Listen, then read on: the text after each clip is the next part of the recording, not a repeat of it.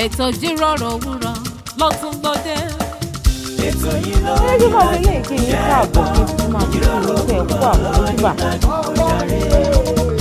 ètò tó kọ́ ni lọ́gbọ́n tó fún ni lóye ó gbà ṣàlàyé ètò Ijiroro Owuro. ètò yìí ló ní ládùn ṣẹ́gbọ́n. gbogbo ìkan pàtàkì láwùjọ lẹ máa bá níbẹ̀ gbogbo ohun tẹ́ fẹ́ mọ̀ nípa wọn ni wọ́n máa sọ. most of àwọn ọmọ tó wà talented tó ní ìlú àti láti wà fún society. pẹ̀lú Ola Onabajo lórí Startimes television Yorùbá níbi tá a ti ń ṣàfojúsùn ayé tó rẹwà. Yorùbá yín ẹ máa rí gòrò ẹ máa wo Startimes.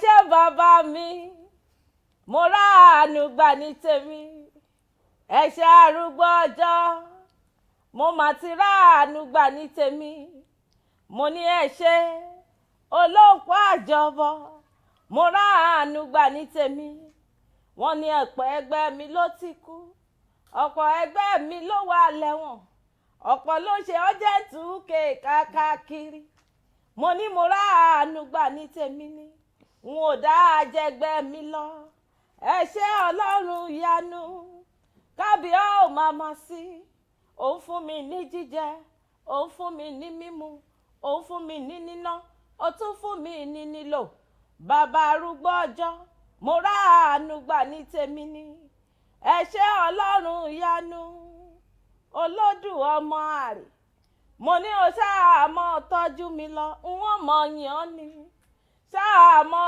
tọ́jú àwa a ó mọ̀ gbé ọ̀gá ní lójoojúmọ́ ayé.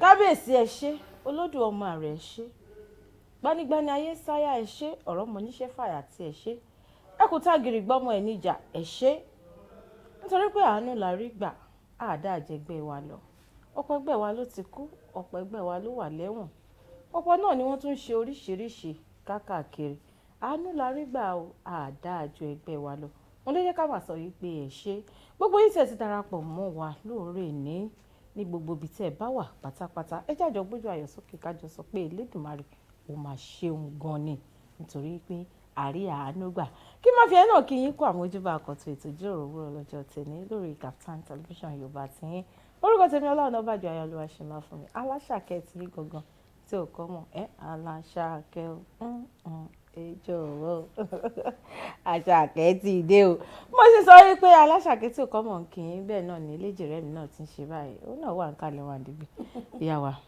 ẹ káàbọ̀ sórí ètò. àwa níyẹ́ o ó tẹ́ mọ́ bí mo ti fẹ́ mọ́ ọ̀rọ̀ mi lówùúrọ̀ yìí láti bìkan ó máa ń fún mi ní inspiration tó bá ti bẹ̀rẹ̀ ṣù Ọlọ́run ni ṣùwárí nǹkan tí mo mú ní inspiration tó ní nígbà tó ní ọ̀pọ̀ ẹgbẹ́ ló ti kú ọ̀pọ̀ urgent 2k ọ̀pọ̀ oríṣiríṣi ló ń ṣe káàkiri wọ́n ṣe oríṣiríṣi káàkiri oríṣiríṣi tá a bá ṣe oríṣiríṣi ká dúpẹ́ pé oríṣiríṣi kan làwa ń ṣe yìí bẹ́ẹ̀ ni òun la fi lè jókòó tá à ń fẹ̀yìn sí kámẹ́rà tá a kun powder tó dúró lójú wọn àbúrò Ọlọ́run ṣé wọn pé oríṣiríṣi ní fẹ́lòmíì tó kun powder tí ó sì dúró lójú ẹ̀ ẹ̀rọ tó powder yẹn ó yẹ kó fi package kó fi rebrand kó tún dúró àwọn èèyàn tún máa pé kí ló tẹ̀ tún ṣara lé yín tójú ẹ̀ rí báyìí tó ṣe bálabàla imagine tí ò bá wá tún fi rí powder fi package ẹ̀ oríṣiríṣi kan nìyẹn o oríṣiríṣi fẹ́lòmíì tán bá sọ a ní dọ́gbìn oríṣiríṣi nìyẹn oríṣiríṣi káàkiri àwa dúpẹ́ pé oríṣiríṣi táwa ń ṣe lénìí ara la fi ń dá gẹ́gẹ́ bẹ́ẹ̀ náà ni oríṣiríṣi ìwọ tó láǹfààní láti máa wò wọ́n láàárọ̀ yìí pé oríṣiríṣi tó ń ṣe olójókòó sínú pálọ̀ ẹ̀ tó ń wo ọlá tó ń wo ayọ̀ tó ń rẹ́rìn tó ń ayé mo dẹ̀ like ẹ̀rìn tán wọ̀ yìí o mo dẹ̀ like bó ṣe ń sọ̀rọ̀ oríṣiríṣi ni o tó kó ya máa ṣe dáńsákì fún bàbá báyìí pé olúwa o ṣé o tó bójú mi jẹ́ o ṣé Ọlọ́run tó jẹ́ kí n oríṣiríṣi ayọ̀ ṣe o oríṣiríṣi ọlá ṣe o bẹ́ẹ̀ ni ẹ wá káàárọ̀ lówùúrọ̀ yìí ẹ káàárọ̀ lákè ẹ káàárọ̀ lóko ẹ káàárọ̀ ní ọwá ọ̀rọ̀gún àga ní gbogbo ibi tí ẹ ti wò wá láàárọ̀ nílẹ̀ yìí àti lókè òkun iléeṣẹ́ Kaftan television Yorùbá ni wọ́n ń pè bí níbi tí a ti ń ṣe àfojúsùn ìgbé ayé tó rẹwà. Gbogbo ẹ̀yin olólùfẹ́ wa akíyín o, akíyín alòyìn lọ́gọ̀ ẹnu, pàápàá jùlọ ẹ̀yin olólùfẹ́ wa ní diaspora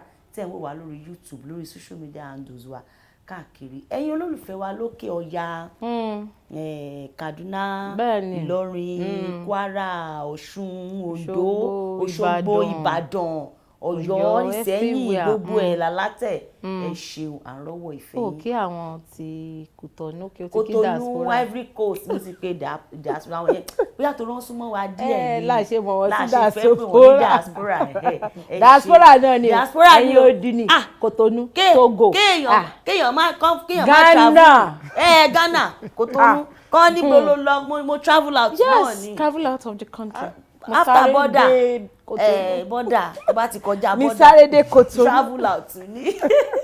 Adúpẹ́ lọ́wọ́ yín, ẹ ṣeun, ẹ kú ọwọ́ ìfẹ́ tẹ̀ náà sí wa, àmọ́ lóore o àti ìjọra wa lójú láṣẹ lọ́wọ́. Àwa dúpẹ́ lọ́wọ́ Ọlọ́run tó tún jẹ́ ká rí ojúmọ́ òní.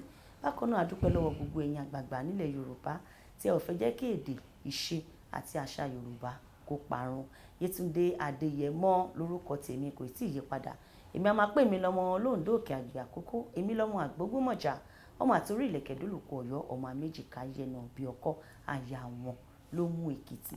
Ẹ wò ó, ẹ tún jókòó lé ní torí pé kí ni ó máa dùn, ọlá gbọ́ngbọ́n máa kan sí. Ẹ mọ̀ pá fún yín ló forí, ọwọ́ Swagalicious la máa ń wá fún yín. Tá bá fẹ́ fún yín ní entertainment, ó máa wá àti lengthy stretch. Tá bá dẹ̀ fẹ́ fún yín ní báyìí pé information àbí education ni, tá fẹ́ kọ́ra wa lẹ́kọ̀ọ́, tá fẹ́ dára wa nímọ̀ràn, ibi tọ́gbọ́n jinlẹ̀ sí náà láti máa mú wá. Tẹ́ní yìí nǹkan tó tún máa mú fi yàtọ̀ ni pé á dùn ju tàtẹ̀yìn wa lọ. Nígbà tí èkejì mi ó máa dùn pápápápá, ó máa dùn gbẹgbẹgbẹ, nítorí pé ẹja ńlá ni àwọn wá gbé. Ẹja ńlá ni small but mighty. Ó kàtẹ́wọ́ sí i. Yes o. Ẹ ti mọ̀ pé tá a bá ti bọ́ sórí ètò Ìjíròrò Òwúrọ̀ báyìí, a kì í dá wa. A máa mú àwọn àlejò pàtàkì wá fún yín, àwọn celebrities, àwọn gbajúgbajà, àwọn oníṣòwò pàtàkì, àwọn politicians, àwọn lọ́balọ́ba, àwọn níjòyè. Àwọn náà ni àlejò wa lórí ètò Ìjíròrò Òwúrọ̀, nítorí ẹnìkan béèrè pé Ọlá kí ló dé tó jẹ́ àwọn lọ́balọ́ba àtàwọn níjòyè làwọn àlejò yín. Mo níṣẹ́ ẹ̀rá wa gan-an, alọ́balọ́ba fúnra wa. Sọ pé kò pọ̀ kẹ̀. OPP ó pọ̀ pa. Alára ní gbáraga. Bẹ́ẹ̀ ni èkìjì mi, mo ní sọ irú àwọn àlejò, wọ́n ní irú ìgbín báyìí ló ń rí kinní kan he. Irú àlejò tẹ́ máa rí pẹ̀lú wa ẹ ti mọ̀ láti ojú báyìí ló mọ tó mọ ohun tó yónú. Ó dáa, ṣàwárí àlejò tiwa tá a ti ń ṣe àtótónu fún látàárọ̀ nítorí pé wọ́n tó gbàǹgbà sùn lọ́yẹ́, gbajúgbajà ni wọ́n, onímọ̀ ni wọ́n jẹ́ ọ̀tọ̀kùlú nínú ìlú, wọ́n ti wà pẹ̀lú wa. Àjọdé sórí ètò yìí náà ni wọ́n sì ṣe ribiribi fúnra wọn. Bọ́dà wa ẹ káàbọ̀ sórí ètò. Ẹ káàbọ̀. Ẹ káàárọ̀. Ṣé dáadáa lè dé? Bẹ́ẹ̀ni sá. Gbogbo ilé nǹkan. Ẹ ti jú ni. Àbí wọ́n ti ṣe bẹ́ẹ̀ àṣà àti Mr. TV ni wọ́n ń kiri bẹ́ẹ̀ ní sàágbà bẹ́ẹ̀. Wọ́n wà lẹ́yìn kámẹ́rà. Àṣà àti bá yín ṣeré látàárọ̀. Ṣé ti yẹ kẹ́ tí wàá máa ti jú ni? Àbí my eyes is fishing. My eyes is fishing. Kò yí sí náà kéèyàn wà láàárín àwọn obìnrin méjì báyìí. Nìkan láàárín. Wọ́n wò pé èmi rè lágbàmí ayé yìí. Méjì. Èmi rè lójúde ayé yìí. Bàbá tó kọrin yẹn gan. Wọ́n ní èmi nìkan láàárín ẹlẹ́mẹ́jì. Ọlọ́run máa jẹ́ ọ. Ayọ̀ ni ayọ̀ ló bá dé Àtọ́lá. Ayọ̀ Àtọ́lá. Abẹ́wò a máa kó yín mọ́ra láàárọ̀ yìí. Ayọ̀ bá kó yín mọ́ra. A tún máa gbé yín travel. A tún máa gbé yín dé bẹ́ẹ̀. A máa gbé yín lọ sí climax Ọlọ́run, ẹ fọkàn balẹ̀. Ẹ má yẹ kójú sí i. Má jẹ́ kẹ́rù bẹ̀rẹ̀ sí ní bàbọ́dà. Ẹja ṣe báyìí orí pé wọ́n ti fẹ́ máa làágùn nínú èsì. Ó dáa bọ́dà wa ẹ̀ tún káàbọ̀ lẹ́ẹ̀kan sí. Fún àǹfààní àwọn tó ń ṣẹ̀ṣẹ̀ ń rí yín fún ìgbà àkọ́kọ́, a mọ̀ pé ìlú mọ̀ọ́ká ni yín, a mọ̀ pé gbajúgbajà ni yín. Lẹ́kọ̀ọ́ bá wa ṣe àfihàn ara yín lérèfé nítorí pé ẹ ṣì máa ṣe àfihàn ara yín lẹ́kùnrẹ́rẹ́ tá a bá kàn lu agbami ètò ní pẹ̀rẹ̀. Orúkọ mi ni Oluwashina Motunrayo Joseph. Oluwashina Motunrayo Joseph. Nígbà tí mo tẹ̀ máa kọ́kọ́ bá bọ́dà mi sọ̀rọ̀ tán náà orúkọ mi ni Motunrayo, mo ní ẹ dákun ọkọ yìí mo fẹ́ bá sọ̀rọ̀. Ìyẹn lórí fóònù. Kì í ṣe ẹ̀yin ẹni mi náà ni. Ohun wọn ti máa ń sáǹdì bíi tóbìnrin bíi ti Motunrayo. Motunrayo báwo obìnrin la mọ̀ tó máa ń jẹ́ Motunrayo. Ó dà á máa dé gbogbo apá abẹ yẹn. Gbogbo àgbálá ayé máa ń pè yín lórúkọ kan, ẹ bá wa jù. Shinalorigangan ni orúkọ tí ó gbọ́ Shinalorigangan.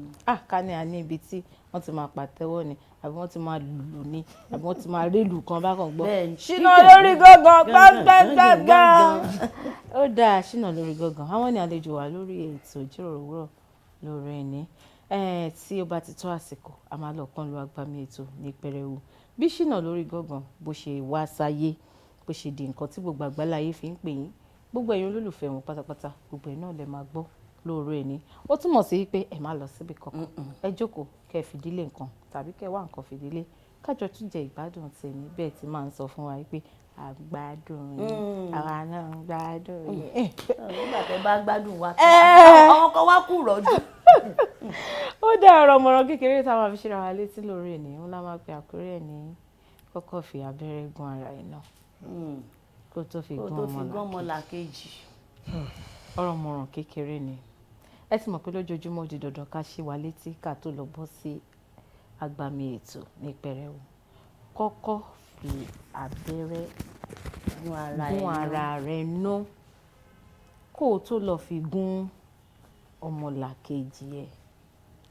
Tá bá sọ pé kọ́kọ́ fi abẹ́rẹ́ gún rẹ̀ gbogbo wa la mọ̀ pé tá a bá gbìyànjú láti fi abẹ́rẹ́ dán ọwọ́ wa wò báyìí ó máa dùn mí. Nígbà tí ó ṣe pé yàn ti dòkú àbí event ti numb. Níwọ̀n bá gbà tó dé jẹ́ pé ẹ mọ̀ pé nǹkan tá a pè lábẹ́rẹ́ tá a bá fi gún ara wa báyìí á dùn wá. Ó túmọ̀ sí pé ká má gbìyànjú láti fi abẹ́rẹ́ ká má ṣe nǹkan tó máa pa ọmọlàkejì lára.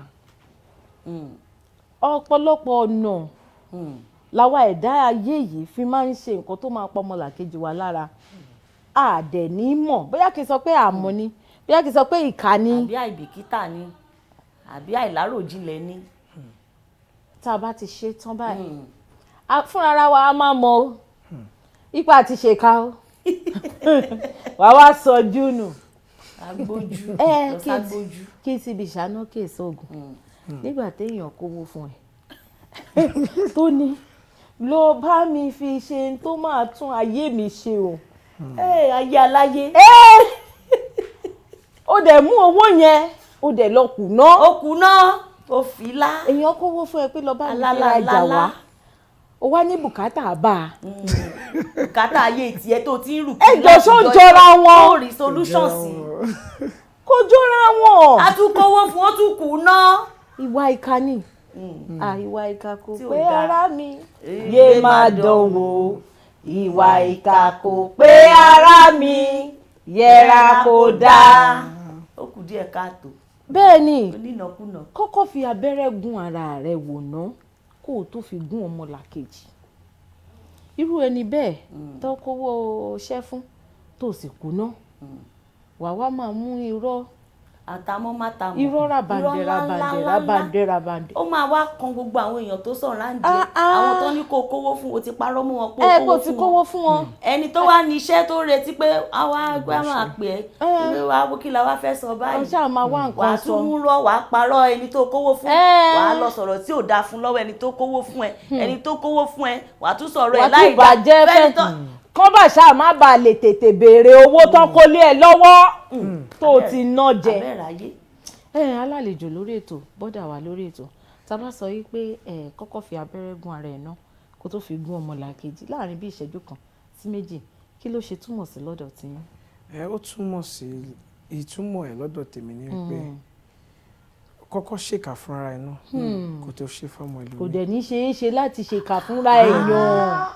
Á dàbí ìgbà pé èèyàn ń dáná ni èèyàn ń bọ́ẹ̀lì omi èèyàn ń gbómi kaná kò wá wò pé ok ó fẹ́ fomi ó fẹ́ fi bà ara èèyàn jẹ́ kọ́kọ́ jẹ́ kóbìnrin kan tiẹ̀ kọ́ sí ọwọ́ tiẹ̀ náà kò bó ṣe rí bóyá máa ṣí ara tiẹ̀ kò wá wò kó wá wo bóyá máa ṣe ara ẹlòmíì èèyàn gbọ́dọ̀ àròjinlẹ̀ tí èèyàn gbọ́dọ̀ take note ni.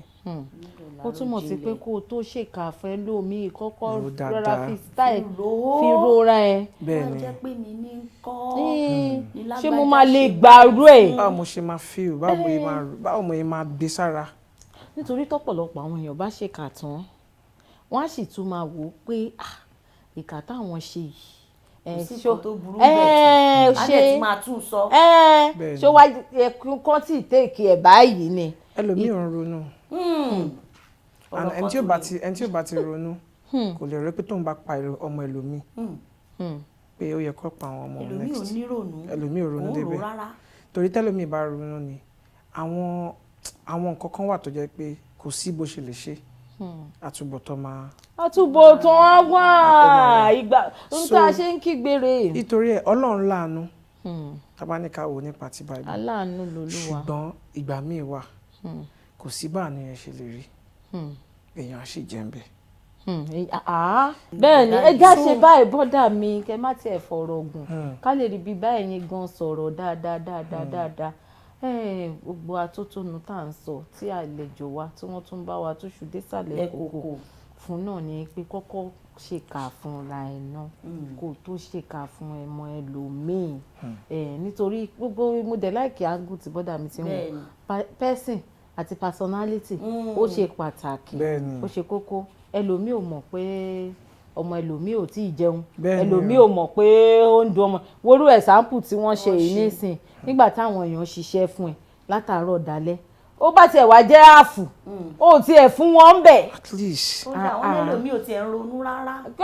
no wọn ní man feelings kí ló bá àfọwọ́ yẹn ṣe wà ní o sáré yà bí kò dẹ̀ kò tún feel remorse about it. tó bá tiẹ̀ jẹ́ pé ó bá bùkátà yìí bá lẹ̀ máa ń sọ there is a way tí ó ní bí wọ́n ṣe lè tún máa gbé pé ipe time kan wà tẹ́ pé mo fẹ́ sort àwọn nǹkan kan owó event kan wọlé bó ṣe wọlé owó yẹn lọ fún bọ́ nítorí mi ò fẹ́ problem mo lọ yá loan láti fi san láti sort it out torí mi ò ń jẹyàn lówó ọkàn mi á máa ṣe bìbì. bẹ́ẹ̀ni so máa fi ṣú ara mi pé mo mọ bébí ṣe rí lára mo mọ bẹ́ẹ̀ ni ṣe kò sí bí ọ̀tá èèyàn ṣe lè ṣẹ̀mí tó tẹ́bí bá ebi ẹ̀mí lè fi dáyàn lójú torí mo mọ bó ṣe rí. bẹ́ẹ̀ni èkejì mi náà mọ bó ṣe rí lára bẹ́ẹ̀ni Ọlọ́run jẹ́ kí nípa wa àmín o Jésù nípa wa lè ìta ti rí bàbá láàánú yìí. Ọlọ́run láàánú wa ọmọ mi. aláàánú mi ẹni bí ọkùnrin. Ọlọ́run láàánú gbogbo wa. ó dáa ẹ ṣé àdúpẹ́ ẹ ṣe máa gbọ́ wìrìwìrì lẹ́nu àlejò wa Ṣínà lórí Gangan nílé ìtàn ṣe ń bá wa sọ lẹ́nu òun náà ni pé ká kọ́kọ́ fi abẹ́rẹ́ gún ara wa náà ká tó fi gún ọmọlàkejì bọ́dà mi nítorí pé ẹ ti darapọ̀ mọ́ wa lórí ètò a fẹ́ lọ dé òkè lọ́hùn ká fẹsẹ̀ rájò ńlé orí wo ló máa wùn yín ó lè jẹ́ lára àwọn iṣẹ́ tẹ̀ ti ṣe o tẹ̀ máa fẹ́ ká lọ wò lórí YouTube ká fi fẹsẹ̀ rájò. ṣé ẹ lè play gospel àbí. gospel náà la máa ń play. bọ́lá fún ọ sinmi. bọ́lá fún ọ sinmi. bọ́dà wa ní ká lọ wo bọ́lá fún ọ sinmi ká fi fẹsẹ̀ rájò tá a bá padà dé ká wá tẹ̀síwájú náà tá a máa sọ ẹ kú kalẹ̀ lọ́dẹ̀ àwọn padà bọ̀.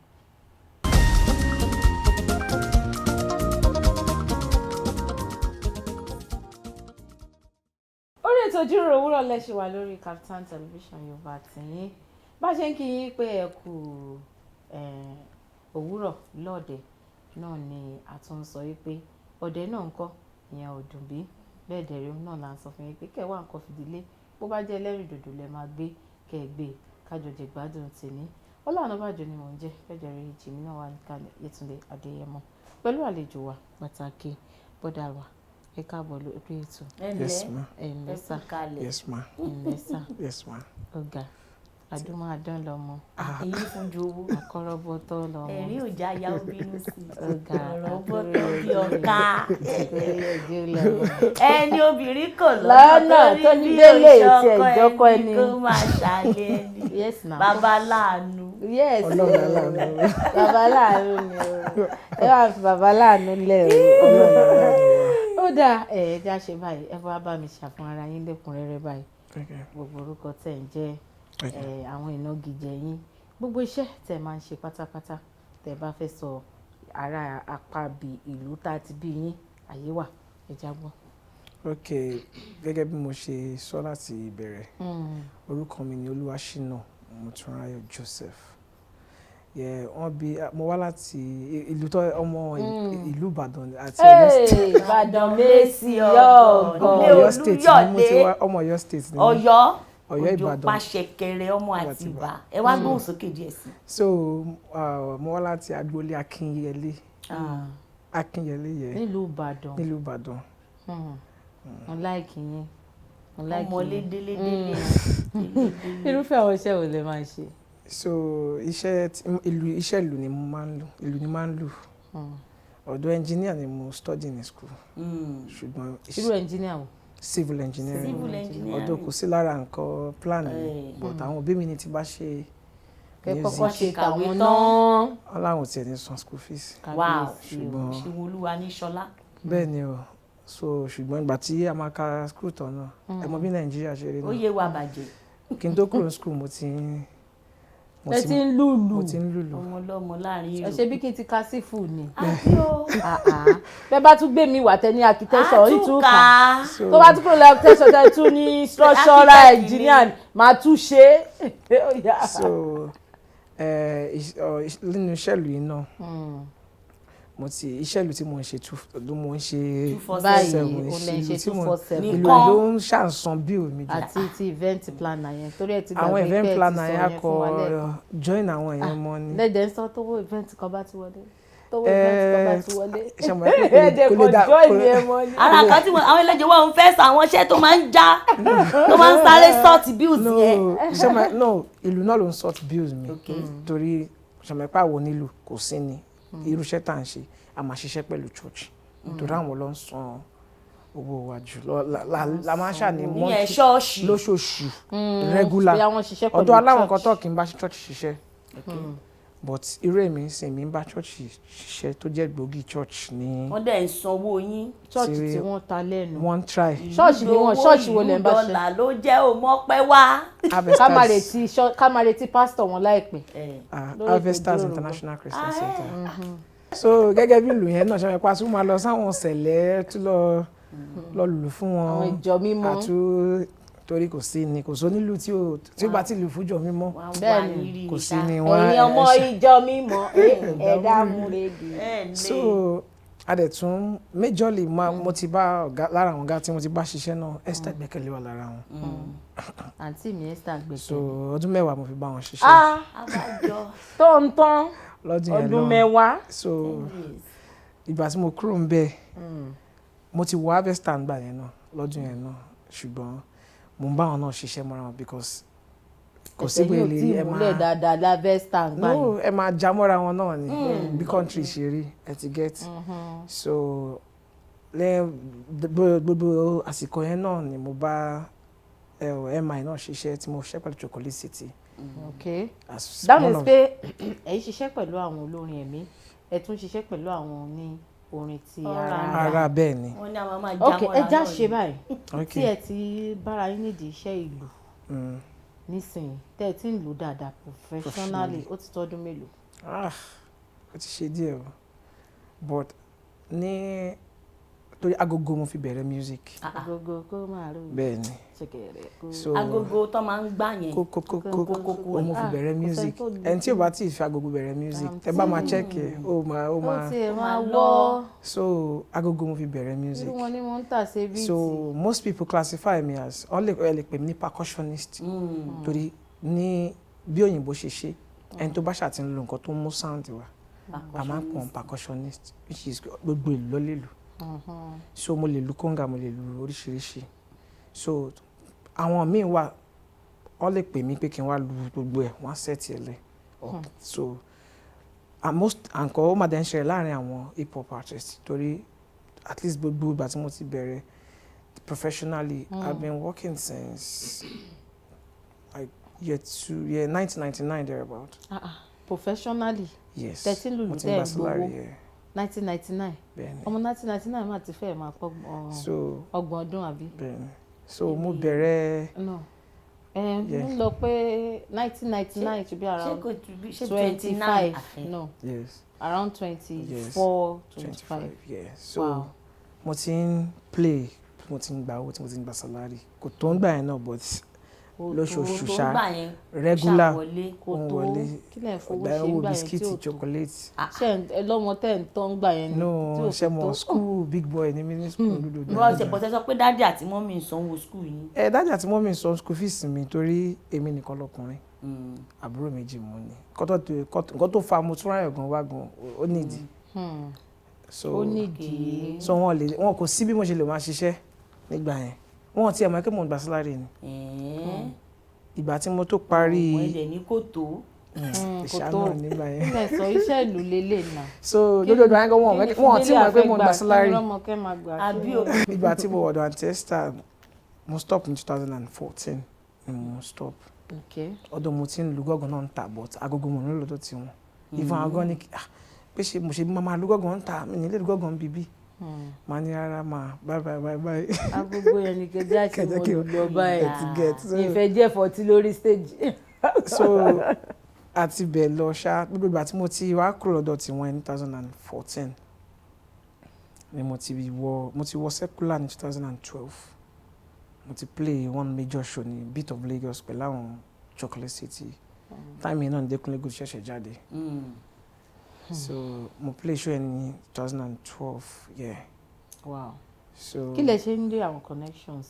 Ọlọ́run náà ni so time yẹn máa kàn ṣe díẹ̀díẹ̀ so ìgbà tí mo kúrò lọ́dọ̀ Antesta Antesta dẹ̀ láti Thursday gbàmí láti Tuesday a ti bẹ̀rẹ̀ show constant ké látọjọ́ Tuesday lọ Wednesday lọ Thursday lọ Friday Saturday látọjọ́ àìkú títí di àbámẹ́ta. bẹ́ẹ̀ni so ilé gan gbàtọ́ bá máa di gbàtọ́ bá máa di Sunday gan máa nídà ti parọ́ ńlé ni torí wọn gbọ́dọ̀ mọ̀ ẹ́ gbọ́dọ̀ má lọ ṣọ́ọ̀ṣì. wọn gbọ́dọ̀ má lọ sí church. ẹ máa wálẹ̀ ń lọ church àbí bọ́lẹ̀. máa ní mo sùn church mọ́jú ni ṣóde mo wà ṣẹ̀wọ̀n kò sí bóyá kò sí ẹ nílùú tí ò ṣe bẹ́ẹ̀. It's normal. ìyẹn àwọn onílù tó ti bẹ̀rẹ̀ láti kékeré. bẹ́ẹ̀ni because mi ò kọ́ lù wọ́n lù ní ìran mi ní family mi family mi bẹ́ẹ̀ni. bá mi àti àwọn ọmọ mi. dáàdi mi máa ń lù bọ́ wọn tiẹ̀ láìkẹ́ wọ́n sì ń lù wọ́n sì gbọ́ lù. wọ́n sì ẹ̀kọ́ ẹjogún ẹ̀ ni. ẹjogún ẹ̀ ni but mo láwọn role models. ẹ̀wá ní kọ́márì connection. guidelines tó ń guide mi. ẹ lo nǹkan wá fún wa ń bì ilé. kí ló dé. látìgbà tẹ́ ti dé tẹ́ ti ń sọ̀rọ̀ ẹ̀ẹ́dẹ̀ tí ìfìlù kí àwọn ará lé pé wọ́n kú ìjókòó ẹ fìlù kí wà ẹ fìlù kí wọ́n lè pé wọ́n máa kú ìjókòó. Shinalorigangan.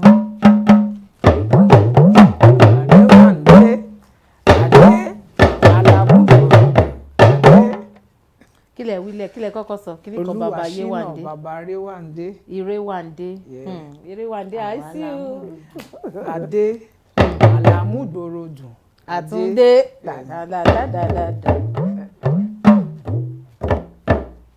so ẹ ti á kí wọn tán náà nìyẹn. àbí kí lẹ tún fẹ́ ká.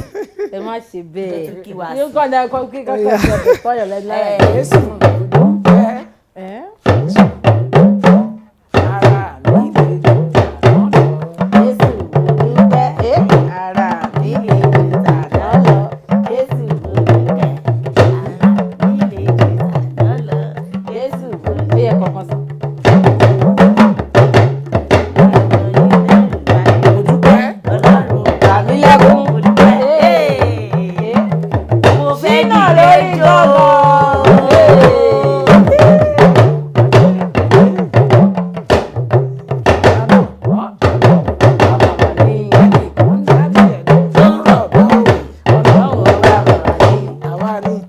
ẹnìkan ṣe kọ́tà àwa náà kọ́ kọ́tà. ẹ̀kúṣẹ́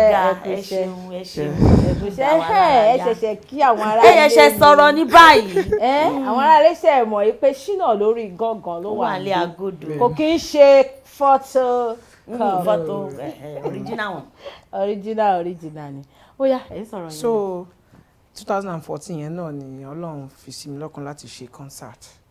That was my first concert. 2014. Yeah, that's the God in me. Ìyẹn ti ń lọ bí ọdún 9 sẹ́yìn. Bẹ́ẹ̀ni, so mo pe àwọn artist báyẹn because. Irú àwọn artist wo lẹ pè ní 2000? Aunty Esther Ìgbẹ́kẹ̀lé torí ọ̀gá mi àtàwọn Tiwalọlá Ṣìtù àwọn artist ọ̀ṣà pọ̀ ní line tí mo pè.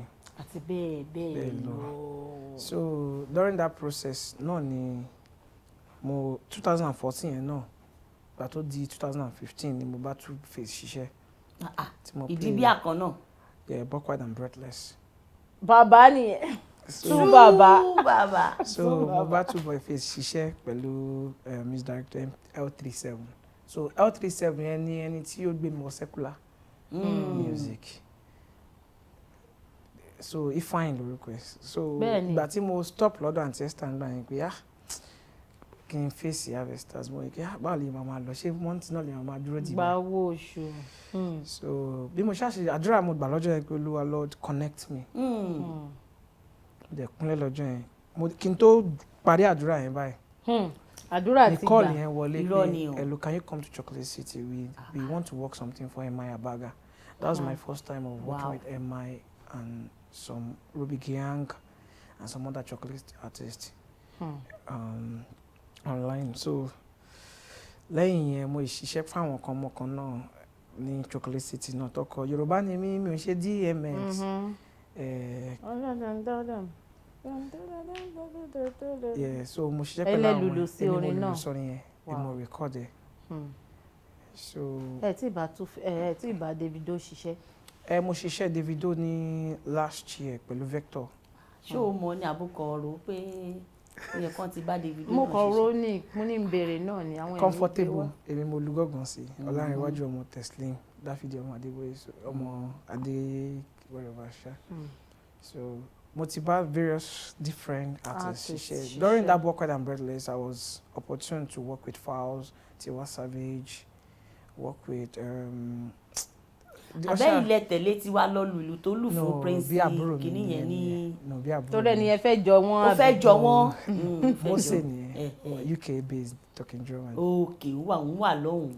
So ìrìn àjò yẹn ṣáà ń lọ. Rọra ń lọ bẹ́ẹ̀ gradually tí mo fi wọ every year mo ṣáà play Star Fusion náà lọ́dún yẹn náà mo play fún Dékúnlé náà lọ́dún yẹn mo play fún Yẹmí Aládé lọ́dún yẹn. Ọdún ìgbédìde gidi gan lọ́dún yẹn. Ọdún 2015 yẹn mo 16 mo 17 yẹn mo ti ń ṣe most iṣẹ́ tí bọ̀bọ̀ yẹn ṣáà ń gbé mi ṣe. So olóṣà mo ló open secular line fún mi. Fún yín ẹ má bínú ìbéèrè tí mo fẹ́ béèrè. Ẹ ti bá àwọn oní orin ẹ̀mí ṣiṣẹ́. Bẹ́ẹ̀ni. Ẹ ti bá àwọn oní orin ti ara ṣiṣẹ́. Bẹ́ẹ̀ni. Tí wọ́n bá ní kẹ́ ẹ mú kan nínú àwọn méjèèjì lénìí ipe èwo ló pè yín ẹ má ṣègbè o mi sọ ṣọ́ọ̀ṣì o olórin èwo lẹ máa mú. Ṣé mo pé iṣẹ́ Olúwa ó yàtọ̀ sí iṣẹ́ àwòyá lọ́wọ́ ògbówó. Recently at least like 3-4 years now I'm working with Chike. Okay. Yeah, I work with Chike to call running to you. So I'm the official percussionist there till date. So and I work with Kiss Daniel too. Wojú o. Ẹ má tiẹ̀ ṣòkò sẹ́ńtẹ́ mọ́. So àbí o. Ẹ já fi ìbéèrè yẹn fẹ́ gbẹ. So at least tí bá lọ go secular music kí n lọ play fún secular artist ẹyọ kan. Ó gbé mi. Àní ká má wulẹ̀ béèrè yẹn mọ́ ìbéèrè ti dá wọn rẹ̀. Ó ti yé wa ọ̀rọ̀ ti sọ̀rọ̀ ẹ̀. Ká má ṣòpò ṣẹ̀yàn. Ó ti dáa. So gospel artist no, I was opportune to work with Larry Benjo, work with Dari Justify. You know that trending song to she that Modupe Oluwa. I was one that recorded the song with my team at the studio. Okay. So I've been. Ṣó túmọ̀ sí pé ẹ tún ní ibi tá ti ń gba ohun orin sílẹ̀. Production. People call music me. Studio. Ṣé mo pé tẹ́ bá ti ń ṣiṣẹ́ pẹ̀lú big artist. Olórí ọ̀fẹ́ tó wà ńbẹ̀ because àwọn iṣẹ́ tẹ́ a máa ṣe yàtọ̀ sí iṣẹ́ ìjọ sáré bá mi ṣe. àríwá gbà. iṣẹ́ tó bá dẹ̀ máa pè é sí tẹ́ bá tún wá lè stand láti mọ irúṣẹ́ nǹkan ok ẹlòmíì wà sí wọ́n lè pè láti studio Davido kọ́ ní èlò ló máa gbà kó ní 5,000. ọ̀tọ̀ ní kéèyàn máa ṣiṣẹ́ pẹ̀lú ọ̀tọ̀ ní kéèyàn mọ value ẹ̀. kéèyàn mọ value kó ti undercharge ara ẹ̀ kó ti underrate ara ẹ̀ already. kó ti mọ and mo jẹ́ nǹkan tó pé mi ò upload púpọ̀ tẹ́lẹ̀ mi ò fi bẹ́ẹ̀ like torí gbogbo shows gbogbo travels mo ti ń travel lọ mi ò kí n fi bẹ́ẹ̀ upload but later mo á rí pé ó dàbí pé mo need àwọn kí ni more value content ẹ get irú one of the international artists mo bá ṣiṣẹ́ ní last year ní Sunny Badu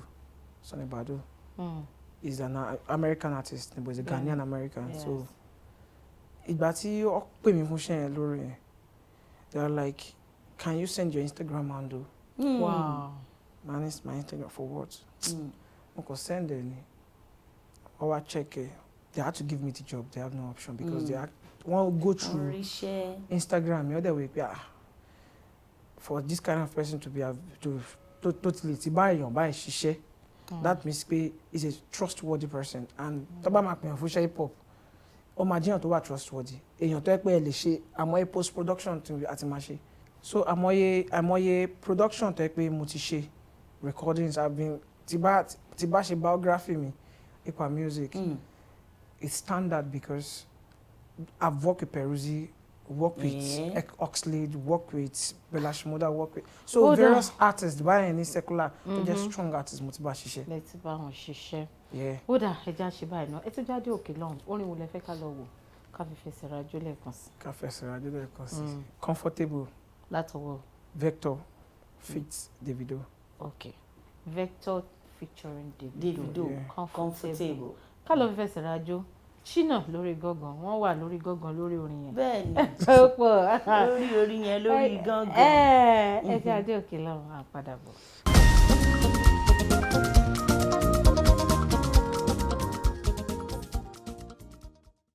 Ẹ káàbọ̀ padà sórí ètò Ijiroro Owuro lórí Startimes Television Yorùbá àtìyín. Bá a ti ń sọ wípé ó máa dùn ó máa láàrin nígbà tẹ̀dé ọ̀pọ̀lọpọ̀ ló tán sọ pé òkè á máa wò ẹ ti ń rí i pé àtàtò iyọ̀ dùn ni bẹ́ẹ̀ sì ti mọ̀ wípé kí n bá wọn hèèrà kákan hèèrà ńlẹ̀ a máa mú eléyìí tó jẹ́ pé ó ní content bọ́dà wà lórí ètò ẹ káàbọ̀ ẹ kú kalẹ̀ ẹ̀ǹlẹ́ ṣé ẹ̀yin gan ṣé ẹ̀ ń feel ara ẹ̀ ṣe. Yeah, no, okay. A ti sọ fún yín láti lè pẹ́ máa wà òkè. Ó kàn yẹ pé gba àwọn tó ti ń tàtẹ̀jíṣẹ́ ṣọwọ́ sí wa láti sọ fún wọn pé ilé ti kún o. Bẹ́ẹ̀ ni. Ilé ti kún o, bàbá eré wá mi. Bàbá eré ti níre tó kún ọwọ́ ẹ̀ jùlọ nílé. So ilé ti kún ọ̀rẹ́ di ẹ máa ò lè ṣe bá. Tẹ́ bá tẹ àtẹ̀jíṣẹ́ ṣọwọ́ sí bọ́dà mi, iṣẹ́ ni kẹ́ ẹ gbé fún wọn. Ó dáa ẹ sọ̀rọ̀ lọ kó tó di pé a lọ sí ilé agbára àwọn ìrìn àjò iṣẹ́ ìlú lọ́dọ̀ yín àwọn ìrìn àjò tó ti gbé yín rìn àwọn èèyàn tó ti gbé yín pàdé adójúkọ nídìí iṣẹ́ yìí láàrin bí ìṣẹ́jú kan sí méjì bí mélòó lẹ lè ṣàlàyé fún wa tẹ̀tí bá pàdé nídìí iṣẹ́ ìlú. Kì í ṣe olóòtú right so a lot wà tí o ti dojúkọ nínú iṣẹ́ yìí o àmọye event tẹ pé ẹ máa lọ gan tẹ̀tí ẹ̀ tí ì rówó tì náà. Tẹ́ẹ̀tì rí. Tẹ́ẹ̀ ní rí owó tì náà. Kábíyèsí. Kò sẹ́ni tí ò ń ṣẹlẹ̀ sí but what I've learnt. Ìyá dẹ̀ fojú wo event mi as a very big event. Kò ń ṣàwọn tó ń ṣe event. Irú àwọn tán tẹ́ ẹ sọ nígbà tá a bẹ̀rẹ̀ ètò. Ó lè jẹ́ event planner ó lè jẹ́ àwọn tó ẹlòmíì dẹ̀ event planner mi lè máa sanwó fún. Àmọ́ iṣẹ́ bẹ́ẹ̀ bó ṣe ń ṣẹlẹ̀ satis ló ń ṣẹlẹ̀ sára náà. Ẹ ti get so àmọ́ studio work mi jẹ́ kí mo ti ṣe tó jẹ́ pé don't worry ó ti ẹ̀ ní major project kan náà tó jẹ́ kí mo ṣe Lagos State mo ti record ẹ̀ mi ò tí ì rówó tì náà. Odidi ti Lagos State. Ẹ wo ṣe rí ọ̀rọ̀ owó. Wọ́n dẹ̀ ti sọ̀rọ̀ wọ́n ní pé kó lè jẹ́ àwọn tó níṣẹ́ kọ́ àwọn tó ń gbéṣẹ́ fún. Best ṣe ti understand so àmọ́ a project báyìí tẹ́ pé èmi ìgbà ẹ máa wà ní premier ìgbà ẹ̀ tí ì rówó gbà kò sí nǹkan tẹ́ fẹ́ ṣe sí i but what I've learned nǹkan tí mo ti kọ́ ni pé man follow spirit mi man follow ẹ ẹlòmíì wà oníṣẹ́ kan tí mo ṣe recent ẹ pé popular job náà ni tó bá yẹ fẹ́ request fún orin tí mo lè ó lè lọ ní màá ní kọ́ request kí n tó rí owó ẹ̀ gbà àdúrà àgórí àdúrà. Ọlọ́run ti bẹ́ẹ̀ nìyẹn ṣe a lè request forin mọ́ torí sísí eléyìí là ń gbà lọ́lé. So àwọn iṣẹ́ mi wà bẹ̀rẹ̀ pé màá ti fowó mi sanwó but kò sí nǹkan tí èèyàn máa ṣe. kò sí nǹkan tí èèyàn fẹ́ ṣe ara àwọn àdójúkọ náà ní lẹ́nu iṣẹ́ nǹkan tó ń jẹ́ tí gains bá ṣe pọ̀ lọ báyìí àwọn losses náà máa wà kó kàn máa pọ̀ náà làdúrà téèyàn máa gbà. àwọn iṣẹ́ mi ọ̀dẹ́ pẹ́ tiẹ̀ ti dé event gan artist lè lóhùn wà ó dẹ̀ common nínú àwọn secular artist. ẹ̀dẹ̀ ti kọ́ṣẹ́ mi lẹ̀ fún kọ́ṣẹ́ mi lẹ̀. ẹ ti máa lulẹ̀ fún àwọn iṣẹ́ mi lẹ̀ wọ́n á kọ́ artist lè lóhùn bì nǹkan ṣe kò dẹ̀ sí nǹkan tẹ́ fẹ́ ṣe sí ṣe fẹ́ lọ gbé lé ẹ̀ bọ̀ nǹkan tó kọ̀ ìdùnnú àwọn nǹkan tó kọ̀ jẹ́ ìdùnnú dùn wá àbálọ̀ ẹ̀ máa ń sọ ìdùnnú tàwa níbi yẹn pé àwọn yẹn gbà mí wà tó yẹ pé àtìlá agreement so at least wọ́n á yìí san lára wọ́n á ṣe ìsan bí o tiẹ̀ wá san tán tó bá sọ tán. torí ẹ̀yin náà ti lọ síbẹ̀ ẹ ti wọ mọ́tò débẹ̀ ẹ ti ṣe oríṣiríṣi. àti wà lótẹ́ẹ̀lì gan àti ń sùn. ẹ ti enjoy ara yín débi kan. ìwọ ló rò bẹ́ẹ̀. kò sí kọ́ta máa ṣe sí. sọ ma lọ ń jìyà lótẹ́ẹ̀lì. so kọ́lọ̀ ń ṣàánú wa kọ́lọ̀ ń gbà wá. ó dáa ẹ jẹ́ àti obìnrin lè ní ọwọ́ yín kó tiẹ̀ tó di pé a máa lọ sí àwọn nǹkan tẹ̀ ń ṣiṣẹ́ lé lórí lọ́wọ́ nídìí iṣẹ́ ìlù lílù yìí kí ni worst experience yín ẹyọ kan your worst experience. My worst experience my worst experience. ṣe pé ẹ̀kan wo báyìí ẹ̀kan wo pé màá jùlú inú. Will you get out of here?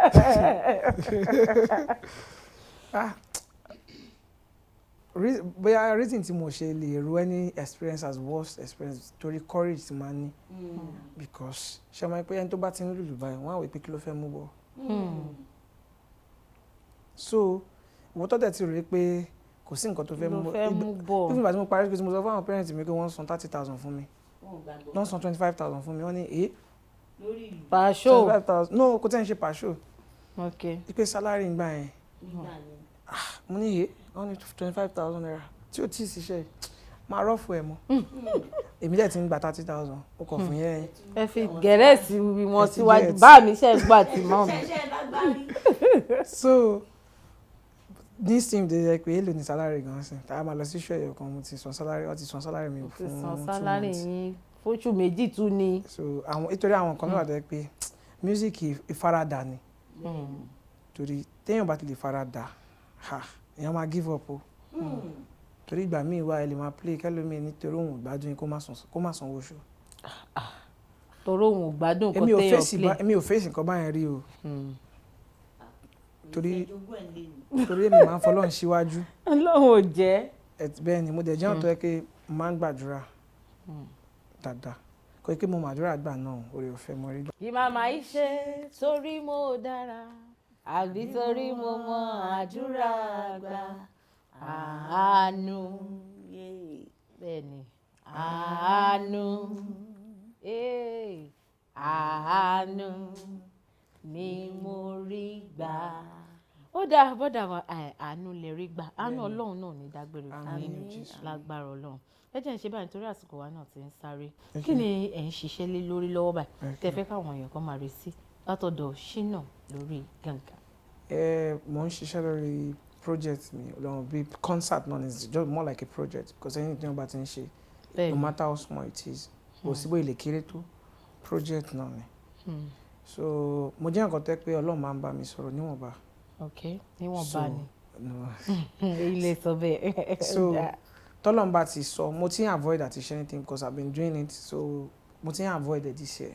concert yẹn àbí. concert mi so but ìgbà tọ́lọ́run rán prophetess kan sí mi pé you have to put up something I said no.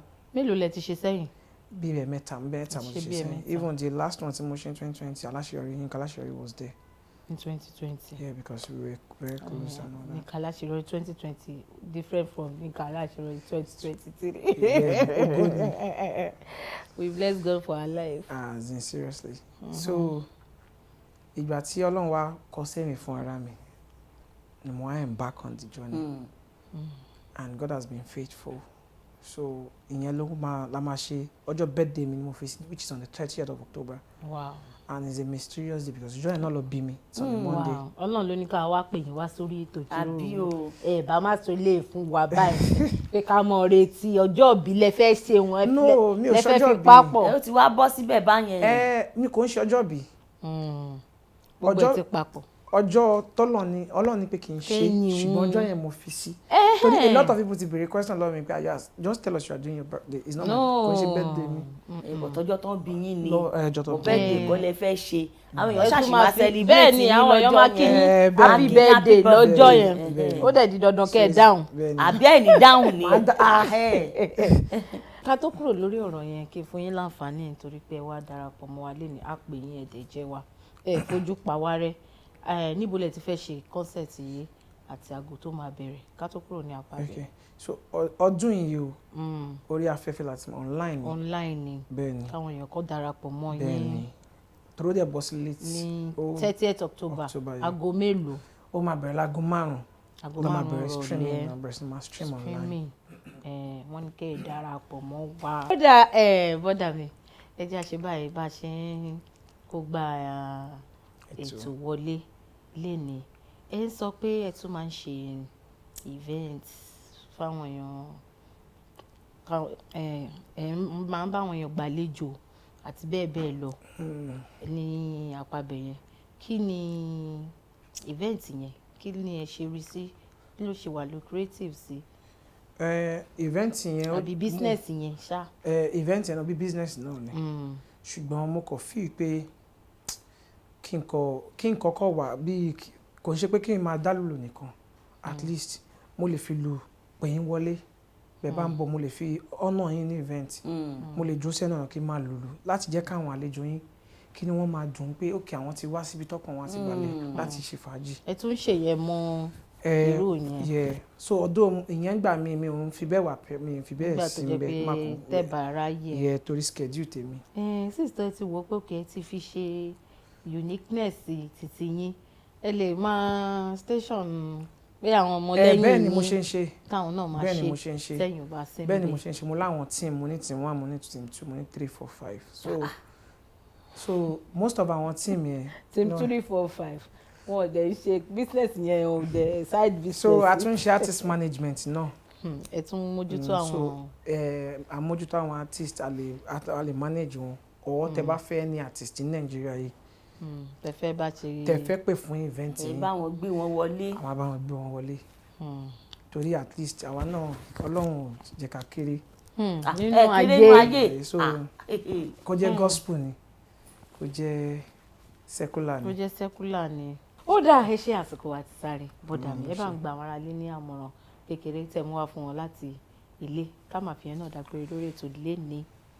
So àmọ̀ràn tí mo fẹ́ gbà àwọn tó ń wò wá nílé lóko. àwọn tó ń wò yín àwọn well wishers yín ní pé àwọn fans anything tí tá bá ń ṣe láyé kò bá jẹ́ nǹkan kékeré ni torí àwọn òbí mi ò mọ̀ pé mo lè fi lu travel.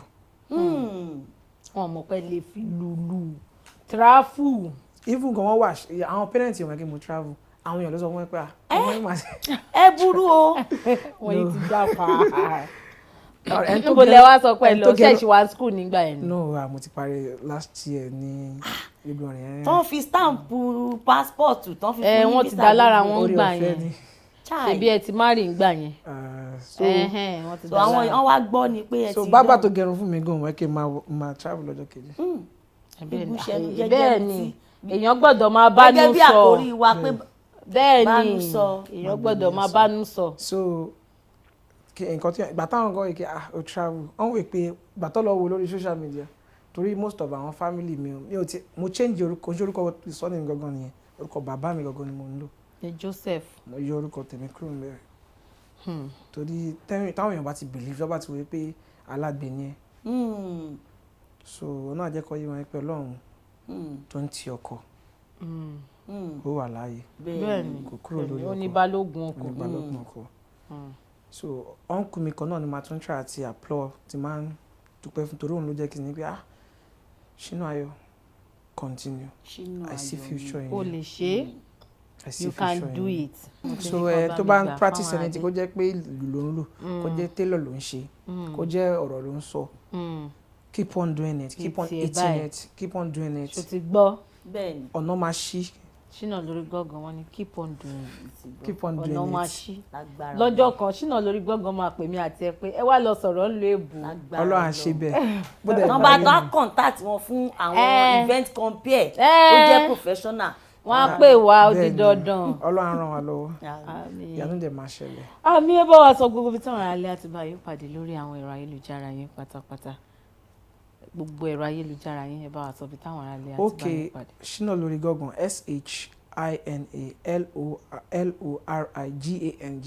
Shinalorigangan Shinalorigangan lórí gbogbo social media handles. Yes, tẹ́ bá fi sí Google anywhere. IG o everywhere. YouTube o That's Facebook one. o Everywhere. Twitter o Google Plus o LinkedIn o everything o Shina trend lórí gangan everywhere. ó dáa Shinalorigangan ẹ bá wa gbé ìlú yẹn ká èjìká a máa dágbére táwa náà bá ti dágbére tán èjì mi ó yá. ẹ̀yin èèyàn wa a ti kó gbogbo àkókò tán pátápátá báyìí. ẹ máa múra lẹ̀. a ti fi enjoy ara wa. ẹ múra lẹ̀. ọpẹ́ pàtàkì lọ́wọ́ àlejò wa Shinalorigangan ọmọ kékeré àti kékeré ni wọ́n ti mọ ohun tí orí yàn mọ́ wọn tó sì ti mú ní ọ̀kúnkúndùn. ìwọ náà má sùn lé gẹ́gẹ́ bá ṣe má sọ fún yín tá a bá ti mú ọ̀jọ̀gbọ́n tí ó rí ẹ̀bùn lò dáadáa wá sí orí ètò má sùn lé o mú ẹ̀bùn lò kó lè gbé dé ibi gíga.